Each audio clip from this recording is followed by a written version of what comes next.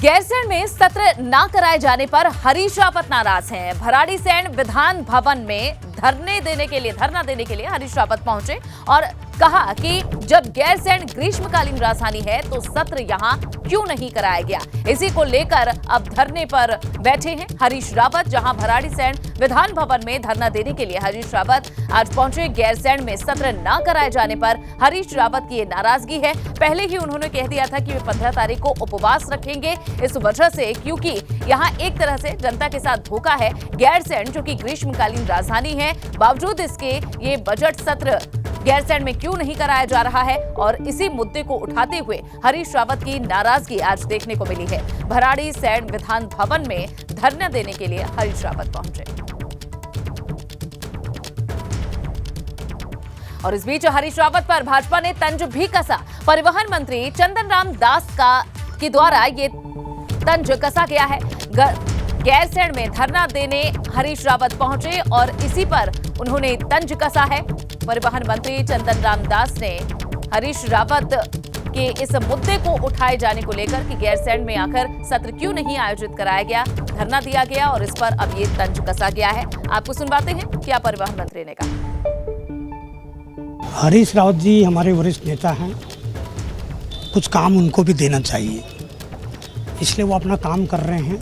गैरसैंण में पहले से ही विधानसभा भवन, रिसर्च सेंटर और मिनी सचिवालय, मंत्रियों के कार्यालय, चीफ सेक्रेटरी का ऑफिस सहित पहले बजट का प्रावधान पहले ही करेक्ट किया जा चुका है कि हर बजट में उसमें अलग से कोई प्रावधान हो ऐसा जरूर नहीं है, मगर आवश्यकता पड़ेगी और धन की खर्च करने की आवश्यकता पड़ेगी तो अनुपूरक में आ जाएगा।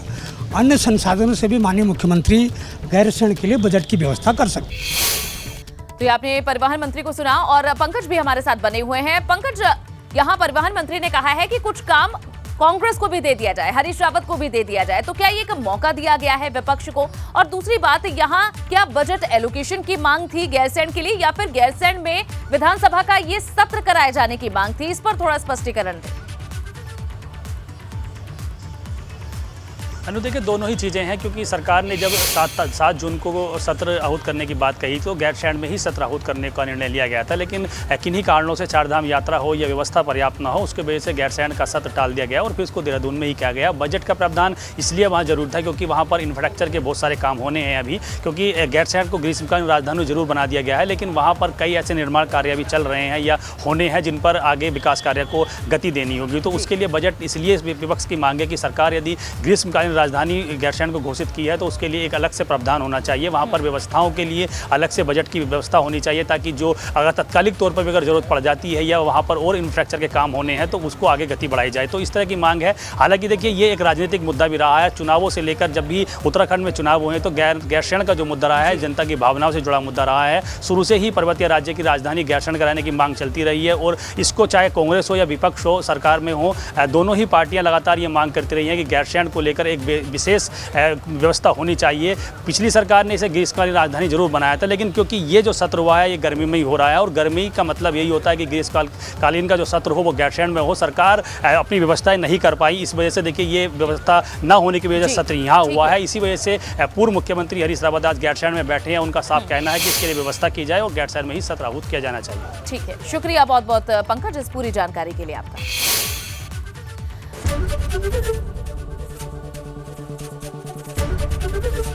एबीपी गंगा, खबर आपकी, जुबान आपकी।